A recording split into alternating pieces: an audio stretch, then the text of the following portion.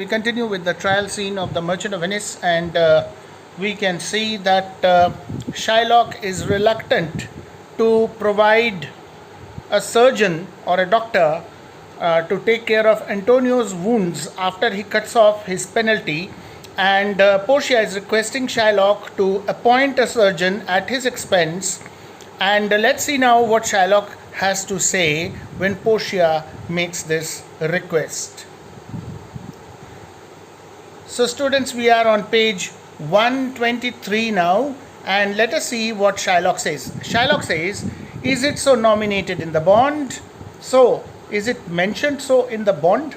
Portia says, it is not so expressed. But what of that? 'Twere good you do so much for charity. Though it is not mentioned in the bond, what is the problem if you appoint a surgeon just out of charity, spend a little money and appoint a surgeon or a doctor to take care of Antonio after you have taken your penalty? So it would be a good thing on your part out of charity if you do this. This will show your kindness towards Antonio. Shylock is so adamant to take Antonio's life that he does not like this idea, and he says, I cannot find it. 'Tis not in the bond. I cannot find it at all because it's not given in the bond. So you are asking me to appoint a surgeon or show an amount of charity and ensure that his wounds are stopped, but I don't see anything like that mentioned in this bond. So if things are not mentioned likewise in the bond, then why should I do a thing like that? This is his logic. Portia says, come, merchant, have you anything to say? So she has given up on Shylock. She has tried her best to convince Shylock to appoint a surgeon, which Shylock has refused, and now she is asking Antonio if he has anything to say. And Antonio says, whatever Antonio says here is important for reference to the context type of questions. This is an important speech of Antonio. So please remember, students, that you could possibly get reference to the context type questions based on this extract. So do it carefully. As I am explaining, please listen carefully. But little, says Antonio. Antonio says, I have very little to say. I am armed and well prepared. I am fully prepared. I am ready. Armed and well prepared, meaning to say that he is fully, mentally and physically, he is prepared to face Shylock's vengeance and is ready to pay the penalty of his bond to Shylock. And then he turns to Bassanio, his friend, and he says, give me your hand, Bassanio. Fare you well. Grieve not that I have fallen to this for you. Give me your hand. He shakes hand with Bassanio and he says that don't be upset. Grieve not, meaning to say don't be upset that you have fallen into this situation, or rather I have fallen into this situation because of you. You are not responsible in any way whatsoever. This had to happen. It was written in my fate, so it is happening. So don't blame yourself. That is what he means to say. Don't grieve. Don't express sorrow or unhappiness thinking that you are responsible for my present situation. And he says, for herein fortune shows herself more kind than is her custom. Because in this whole thing that is happening right now here in this court, fortune or Lady Luck has shown her kindness to me. In a way, fortune, you can see, is written with capital F. So fortune has been personified. So he means to say that fortune or Lady Luck has shown her kindness to me more than usually what happens to be her custom. She is not so kind to the others as she is being kind to me right now. It is still her use. He goes on to explain why he says that fortune is kind to him more than fortune has been ever kind to anyone else. He says that it is still her use. That is, it is still fortune's habit that, what does she do? To let the wretched man outlive his wealth, to view with hollow eye and wrinkled brow an age of poverty. So normally what fortune does is Fortune takes away the wealth of a person and then lets him suffer from poverty. That is normally the custom of fortune. She takes away the wealth, she takes away all the means of survival, and then lets the person suffer, and he grows thin, he becomes malnourished, there is hardly anything to eat, he undergoes starvation and suffering and pain, and still he has to stay alive and see his misfortune. So fortune normally does this with others, but in my case fortune is showing her kindness, because when I have already lost my wealth, when I have already lost, because he has lost his ships, he has no money left. So now that I am totally a bankrupt, fortune is showing her kindness by also taking my life. So this penalty, when I pay, I will also die. So I don't have to stay alive to see my own poverty.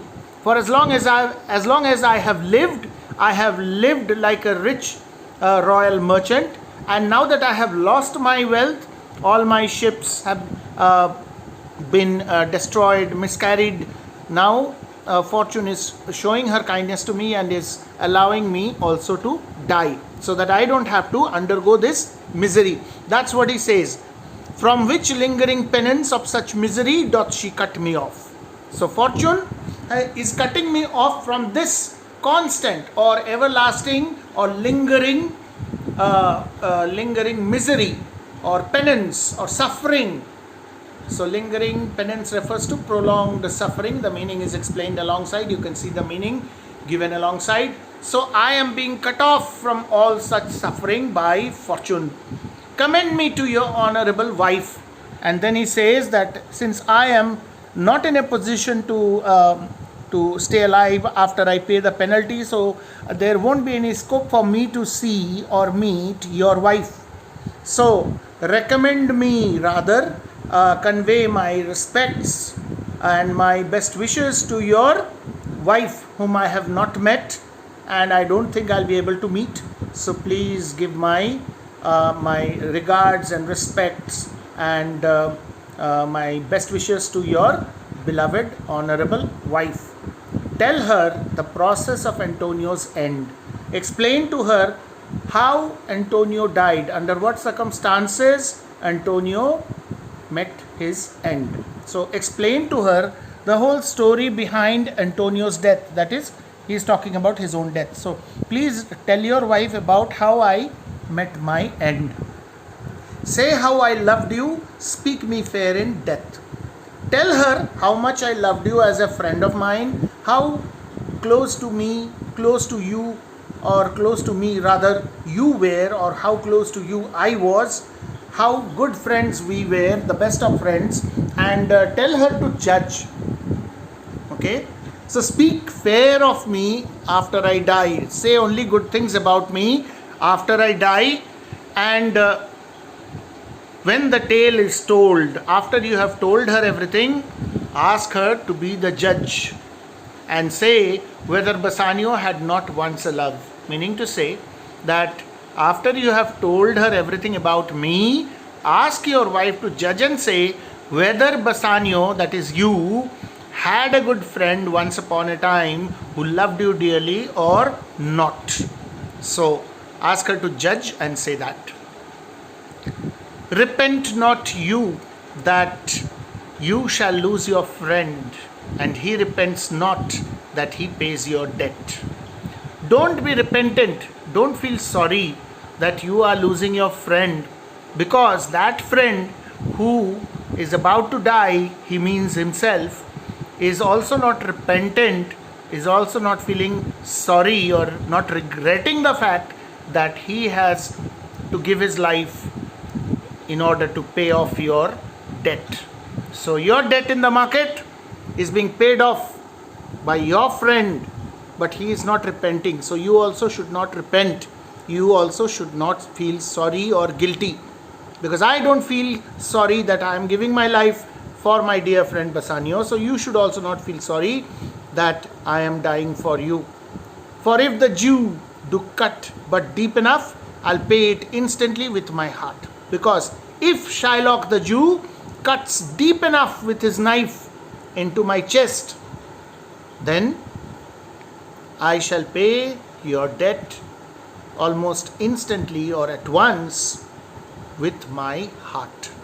So here, paying with his heart is heart and soul, and at the same time, when Shylock cuts into his chest, his heart will come out. So he means both the things at the same time, that with all my heart, I will be paying the debt and I will be leaving this world, and I don't at all repent doing it.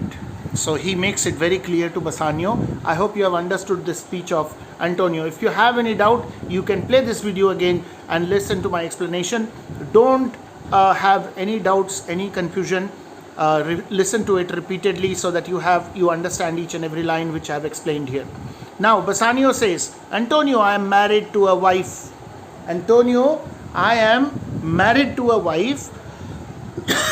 And he says, which is as dear to me as life itself. So we have come to page 124. He says, my wife is as dear to me as my life itself. But life itself, my wife, and all the world are not with me esteemed above thy life. He makes use of a climax. This is a figure of speech called in fact it is an anticlimax. So he mentions the most important thing first, then the second most important thing in his life, and then the third most important thing in his life. So step by step, in a decreasing order of importance. So life itself, life is most important. Over and above anything else, it is your life which you give the biggest importance. And then comes, second place comes your wife. So that is your relationship, your family members. Wife here stands for your relationship, your family members. And then the third part is the world, and then comes the world. So first is you yourself, your life. Then your relations, the ones who are close to you, near and dear to you, and then the rest of the world. So he says, my wife is like my own life. She is so dear to me. But life itself, and even my wife, and also the rest of the things in the world, nothing is more important for me.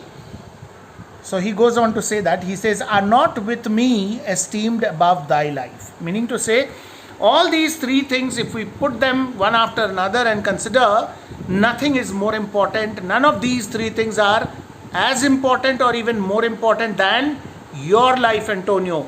You are much more important for me than any of these three things. My life, or my wife, or even the world. I would lose all, sacrifice them all here to this devil to deliver you. I am ready to sacrifice all these things which are of importance in my life. I am ready to give my life. So he means to say he is ready to give his life. He is ready to sacrifice his wife, and he is ready to sacrifice all his worldly possessions. He says, in order to rescue or free Antonio from the clutches of Shylock. So to whom will he sacrifice them all? To the devil Shylock. So he says this. Now, when you, being a husband, say this, your wife is around, will she like it? Definitely not. Bassanio's wife Portia is present in the scene, and so Portia cannot resist commenting, and she says, your wife would give you little thanks for that. Your wife is going to give you very little thanks for saying that. You are saying, being a husband, you are saying you are going to sacrifice your wife to this devil. How can a husband say that he will give up his wife to another man? And that man who is so vicious by nature. So your wife, if she comes to know what you are saying here, she will be giving you very little thanks for saying that. In other words, she will be very annoyed if she knows it.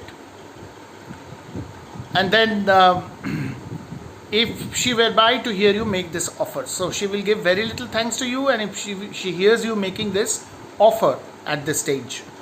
And Gratiano, who was listening to Bassanio, and we know that Gratiano always tries to copy Bassanio, just as Bassanio had gone to Belmont, Gratiano also wanted to go.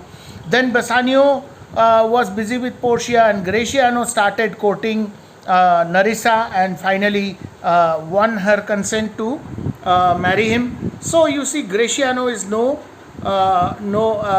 You can say he's not going to stay back when he can hear Bassanio making such an offer. So Graciano also in tune with Bassanio. We see Graciano saying this, I have a wife whom I protest I love. So he means to say that I have a wife whom I declare. Protest means in this case, I openly declare or I confirm or ascertain before all that I love. I would she were in heaven so she could entreat some power to change this currish Jew. I really wish that my wife had gone to heaven so that she could manipulate some heavenly power to stop this dog-like Jew from having his will. So he's saying that he wishes that his wife had died and had gone to heaven and had somehow managed to get hold of some heavenly power by convincing the gods of heaven so that Shylock could be stopped from having his will.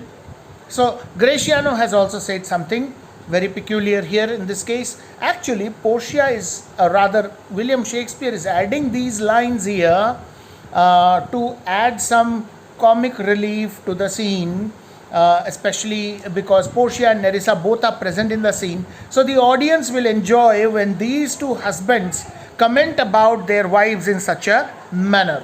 So Nerissa says, "'Tis well you offer it behind her back, the wish would make else an unquiet house." So it is a good thing that you have made this offer behind your wife's back. Otherwise, there will be I'm sure if she were to be around, then she would have really created a big fuss over it, and your house would not have been quiet at all.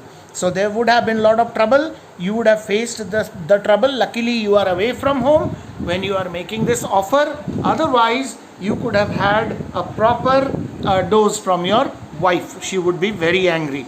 Now Shylock says, these be the Christian husbands. Now Shylock is commenting about the quality of Christian husbands.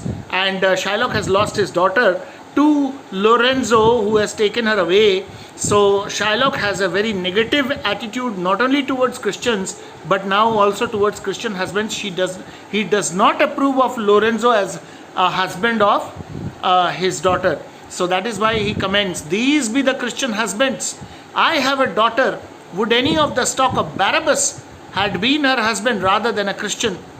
So he says, I have a daughter and I really wish that any criminal would have been her husband rather than a Christian. Now there is a reference to Barabbas. Stock of Barabbas refers to the offspring or the descendants of Barabbas. Now who was Barabbas? Barabbas was a biblical character. There is a mention given here, a notorious criminal. Pilate, the king of Jews, asked the Jewish mob whom he should set free, Jesus Christ or Barabbas. The mob said that Barabbas be set free and Christ be crucified. So this is from the Holy Bible. So we can see that Shylock is saying that I wish my daughter was married to some kind of criminal like Barabbas rather than marrying a Christian. And then he speaks aside and he says, this I should say that this was actually spoken in aside.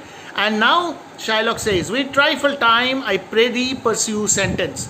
We are wasting time. I request you, please mention the verdict or give the sentence so that I can take my penalty. We are simply wasting time in such conversation which is meaningless. Portia says, a pound of that same merchant's flesh is thine. The court awards it and the law doth give it. A pound of that merchant who is standing there, a pound of his flesh is rightfully yours, legally yours.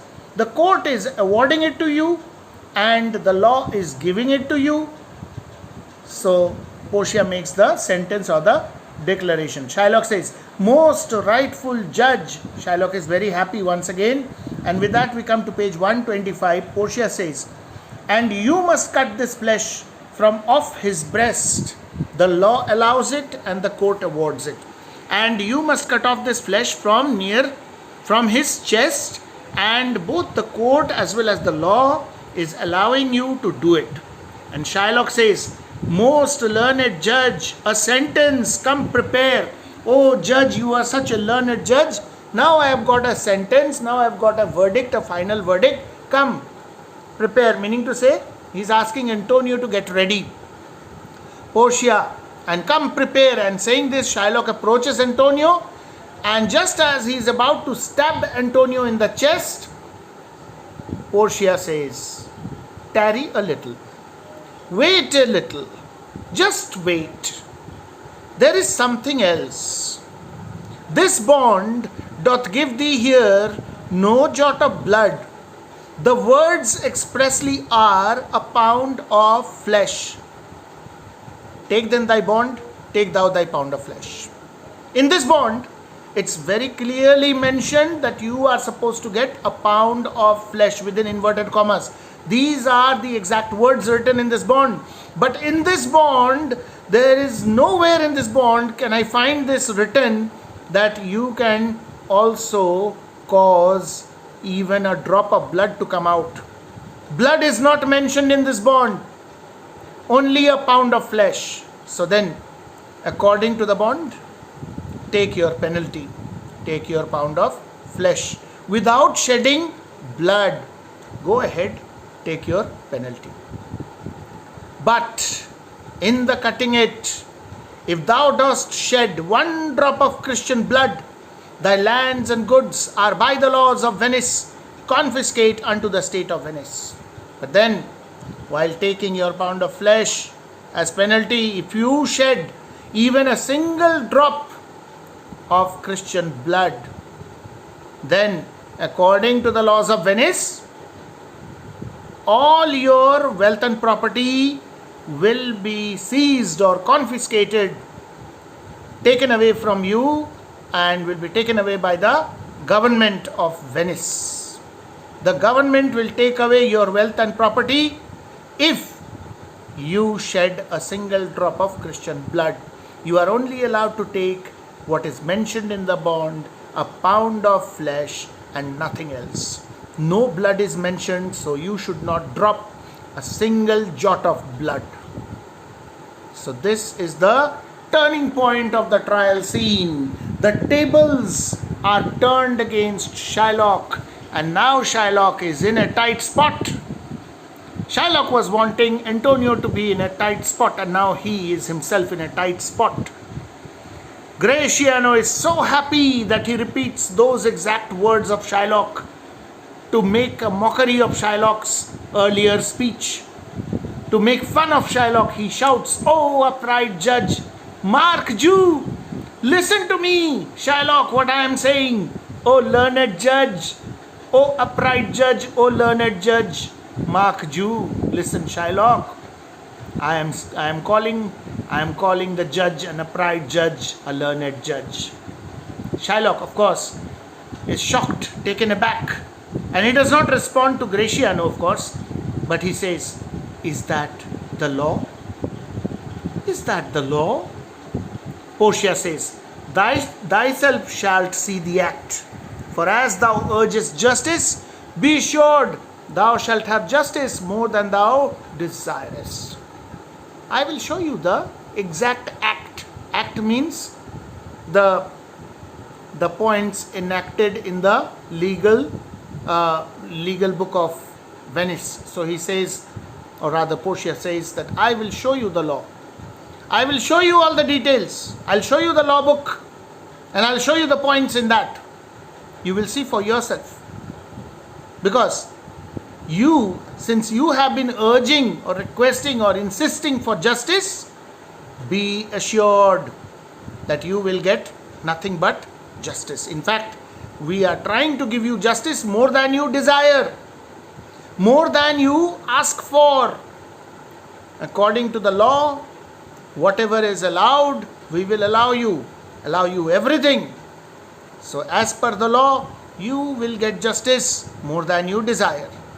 Gratiano once again screams in happiness, "Oh, learned judge, Mark Jew, a learned judge." Once again teasing Shylock and saying, "Oh, learned judge, Jew, notice this. Listen to me. Look what I am saying." He is a learned judge. Shylock says, I take this offer then, pay the bond thrice and let the Christian go. In that case, I take the alternative offer, pay the amount 3 times and let the Christian go.